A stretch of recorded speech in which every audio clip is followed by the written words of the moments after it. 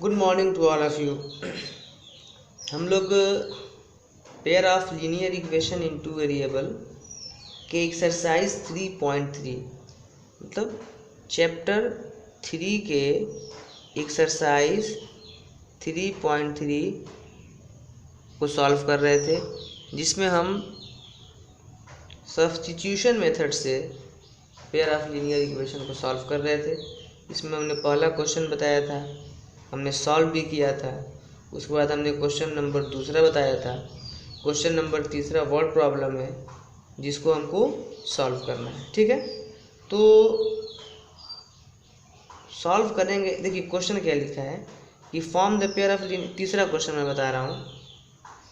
और बाकी ऊपर के किसी क्वेश्चन में अगर प्रॉब्लम है, 3.3 के क्वेश्चन नंबर पहले में 6 सवाल है, उसमें से हमने 2-3 बताया है। और अगर किसी को कोई नहीं आ रहा है तो वो कमेंट कर सकता है कमेंट बॉक्स में कि कौन सा क्वेश्चन उसको नहीं आ रहा है, फिर हम दोबारा बता देंगे। ठीक है, लेकिन आप लोग पढ़िए। तो हम लोग तीसरे क्वेश्चन की बात कर रहे हैं। तो तीसरे क्वेश्चन में लिखा है कि form the pair of linear equation for the following problems. नीचे कुछ प्रॉब्लम्स दिए गए हैं, इनसे लीनियर इक्वेशन फॉर्म करो। ठीक है, and find their solution bye substitution method. और उसके सॉल्यूशन को सब्स्टिट्यूशन मेथड से सॉल्व करो। हम तो ग्राफिकल मेथड से भी कर सकते हैं, लेकिन सब्स्टिट्यूशन से सॉल्व करो, इसमें लिखा है। पहला क्वेश्चन तीसरे का पहला क्वेश्चन है। देखो आप लोग बुक लेके बैठो, मैं क्वेश्चन बार बार लिखूंगा तो बहुत ज़्यादा लेट होगा। लिखा है कि the difference between two number is 26। दो नंबर हैं। अब यहाँ पे देखो दो नंबर एक्स और वाई लोगे, दोनों का डिफरेंस कितना है? 26 है। ठीक है ना, हम मान लेंगे दो नंबर और इसमें एक्स बड़ा है वाई से। ये भी बात है, क्यों बड़ा लिए हैं? हमने दो नंबर माना है एक्स और वाई, और एक्स बड़ा है वाई से। एक्स बड़ा वाई से मानेंगे तभी तो दोनों का डिफरेंस 26 होगा। ये बड़ा होगा बड़े वाई में, छोटे घटेगा तो 26 आएगा। ठीक है, तो दो नंबर हैं जिनका डिफरेंस क्या है? 26 है। उसके बाद लिखा है and one number is 3 times the other. One number मतलब जो बड़ा होगा, इज 3 टाइम्स द अदर। तो जो ये नंबर है इस नंबर के 3 टाइम है। यही ना मतलब कि जो ये नंबर है बड़ा वाला, वो छोटे वाले नंबर के 3 टाइम है। मतलब ये वाला इसका 3 टाइम है, तो 3 से इसमें मल्टीप्लाई करेंगे तब ना इसके बराबर होगा। जैसे मैं कहूँ कि जो 24 है वो 8 का 3 टाइम है। जब हमको बराबर करना है तो 8 में 3 से मल्टीप्लाई करेंगे तब ना 24 होगा दोनों तरफ। तो ये सब बातें ध्यान दी जाती है। तो let two numbers be x and y. हम मान लेते हैं कि दो नंबर क्या है? Let two numbers be x and y. दो नंबर हैं, एक को एक्स मान लेते हैं और एक को वाई मानते हैं। Let two numbers be x and y. अब क्वेश्चन के हिसाब से x माइनस वाई क्या है? 26, और उसके बाद जो x है वो 3y के इक्वल है। यही ना मतलब लिखा था कि difference between two number is 26 and one number is 3 times the other. अब इसको सब्स्टिट्यूशन मेथड से सॉल्व करना कितना आसान है, ये तो खुद दे ही दिया है। जैसे हम किसी इक्वेशन से 1 या 2 से एक का वैल्यू निकाल के दूसरे में रखते थे, तो यहाँ से तो x का वैल्यू y के फॉर्म में दे ही दिया है। तो बस कुछ करना ही नहीं है, ये x का वैल्यू इसमें रख देना है। Putting x is equal to 3y in equation 1। ठीक है, तो 1 में x के जगह पर क्या रखोगे? 3y। तो ये हो जाएगा 3y minus Y equal to 26, या 2y इक्वल टू 26, या y इक्वल टू 13। y क्या आ गया? 13। अब ये y का वैल्यू इक्वेशन 1 या 2 कहीं रख दो। तो putting y equal to 13 in equation 2, जब इक्वेशन 2 में y की जगह पे 13 रखोगे तो x इक्वल टू 3, y की जगह पे 13, तो x इक्वल टू 39। तो दो नंबर क्या है, एक नंबर 39 और एक 13 है। हैंस टू नंबर्स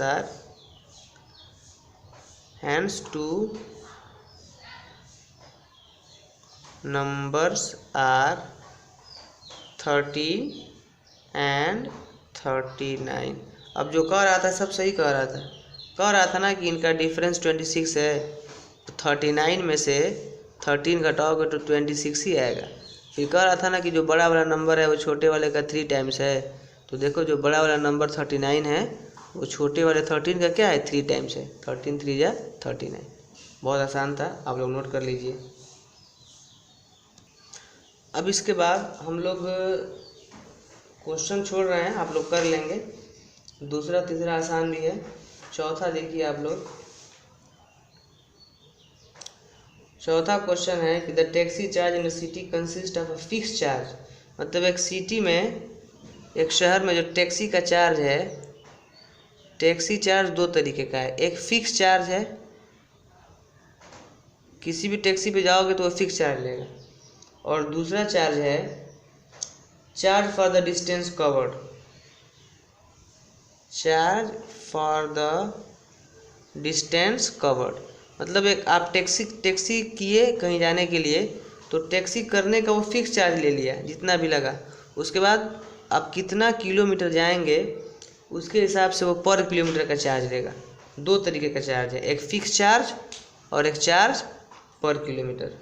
उसके बाद कह रहा है कि 10 किलोमीटर जाने में कोई आदमी है जो 10 किलोमीटर गया तो वो 105 रुपया पेड किया, और उसके बाद अगर वो जर्नी करता है 15 किलोमीटर का तो वो 155 रुपया पेड किया। तो what are the fixed charge and the charge per kilometre. तो पूछ रहा है कि फिक्स चार्ज क्या है और चार्ज पर किलोमीटर क्या है। तो देखो, अगर फिक्स चार्ज को हम x मान लें और चार्ज पर किलोमीटर को y मान लें, तो 10 किलोमीटर गया है, तो 10 किलोमीटर गया है और 1 किलोमीटर का चार्ज y माने हो। 10 किलोमीटर गया है, 1 किलोमीटर का चार्ज y माने हो। समझ रहे हो, मान ऐसे समझो 10 किलोमीटर गए हो और 1 किलोमीटर का चार्ज 3 रुपया है, तो 30 रुपया दोगे ना, 10 गुणे 30।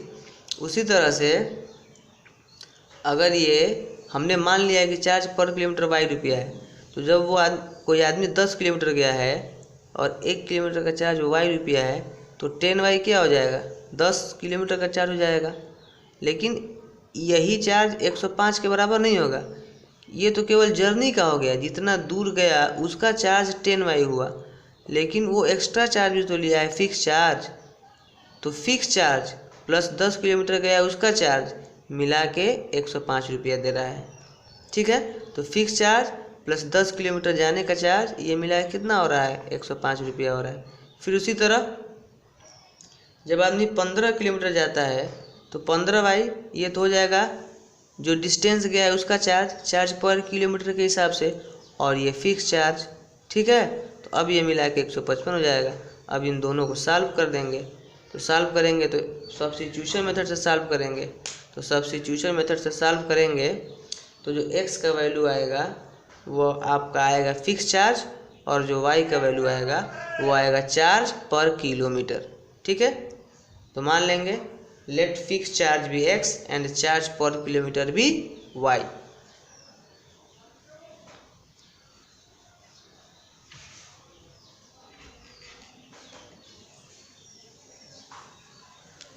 लेट फिक्स चार्ज भी x, ये 4 नंबर है।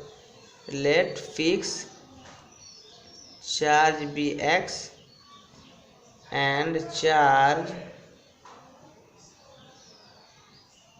पर किलोमीटर भी y। ठीक है, अब क्वेश्चन के हिसाब से क्या हो जाएगा, x plus 10y equal to 105 rupees.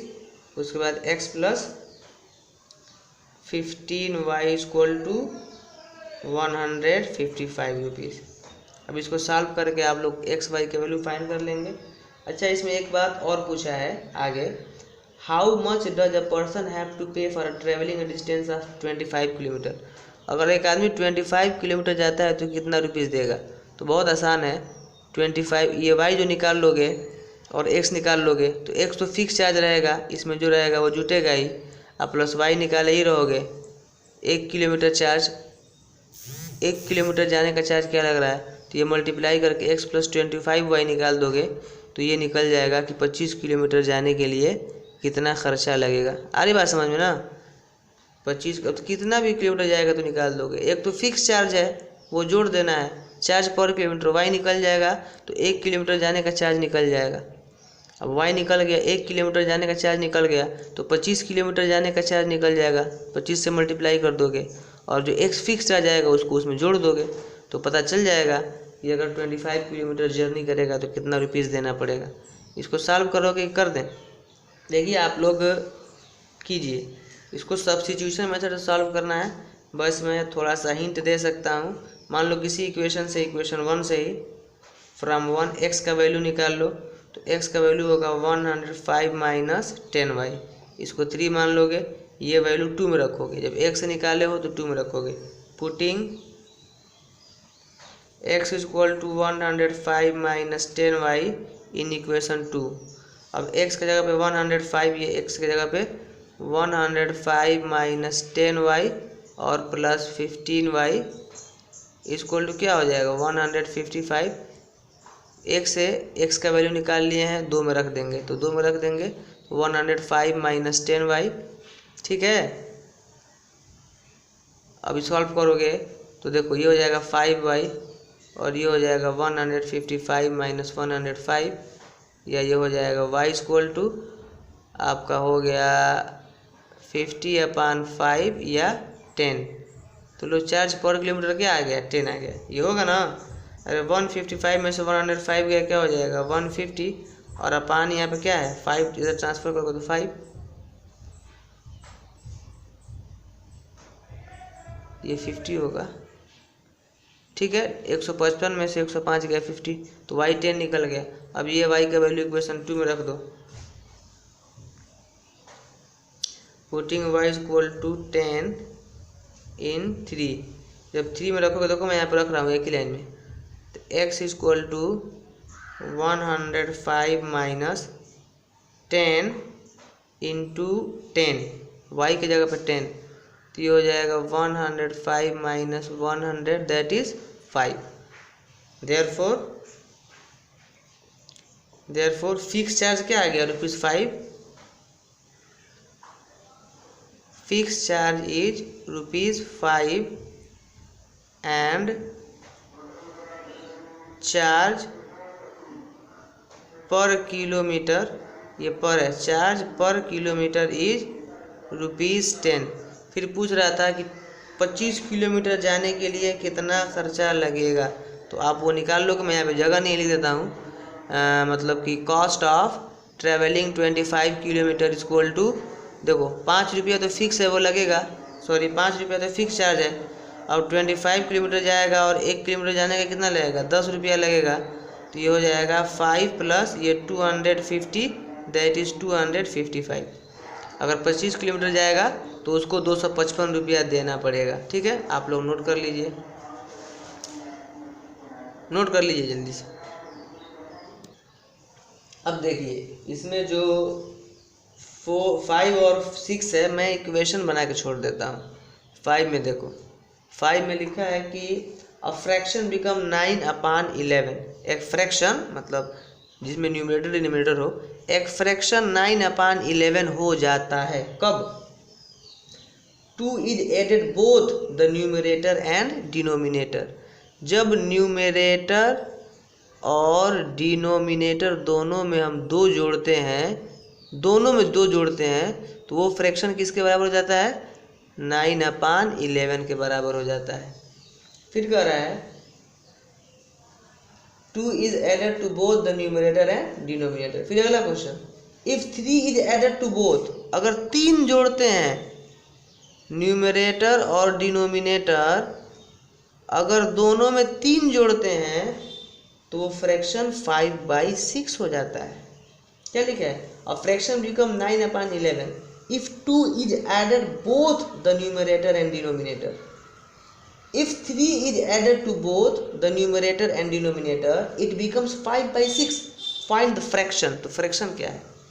तो फ्रैक्शन के लिए हम मान लेंगे कि देखो लेट न्यूमरेटर एंड डिनोमिनेटर भी लेट, अरे न्यूमरेटर डिनोमिनेटर से ही तो फ्रैक्शन बनता है, ऊपर न्यूमरेटर नीचे डिनोमिनेटर। तो कह रहा है कि फ्रैक्शन फाइंड करो, तो फ्रैक्शन फाइंड करने के लिए हमको न्यूमरेटर डिनोमिनेटर फाइंड करना पड़ेगा। ठीक है, तो मान लेंगे let numerator and denominator be x and y, then fraction हो जाएगा आपका x/y। अगर न्यूमरेटर x है डिनोमिनेटर y है तो फ्रैक्शन क्या हो जाएगा? x/y। अब क्वेश्चन के हिसाब से चाहे दिए गए कंडीशन के हिसाब से जब हम न्यूमरेटर और डिनोमिनेटर दोनों में 2 जोड़ते हैं तो फ्रैक्शन 9/11 हो जाता है, और जब हम न्यूमरेटर और डिनोमिनेटर दोनों में 3 जोड़ते हैं तो फ्रैक्शन 5/6 हो जाता है। ठीक है, यहाँ तक आप लोग नोट कीजिए, नहीं नोट करना है। अब इसके बाद थोड़ा सा आपको ऊपर आ जाना है। ठीक है, ऊपर जब आ जाएंगे तो मैं सॉल्व कर देता हूँ। यहाँ से क्रॉस मल्टीप्लाई कर दो, इक्वेशन बढ़िया से बना देता हूँ। तो क्रॉस मल्टीप्लाई करोगे तो 11x + 22, ये क्या हो जाएगा? 11x + 22 इक्वल टू ये 9y + 18, 9y + 18 होगा ना। क्रॉस मल्टीप्लाई करोगे तो क्या हो जाएगा? 11x + 22, ये 9y + 18। इसको भी सॉल्व कर देते हैं, दोनों को एक ही साथ लेकर चलते हैं। ये हो जाएगा 6x + 18, ये क्या हो जाएगा?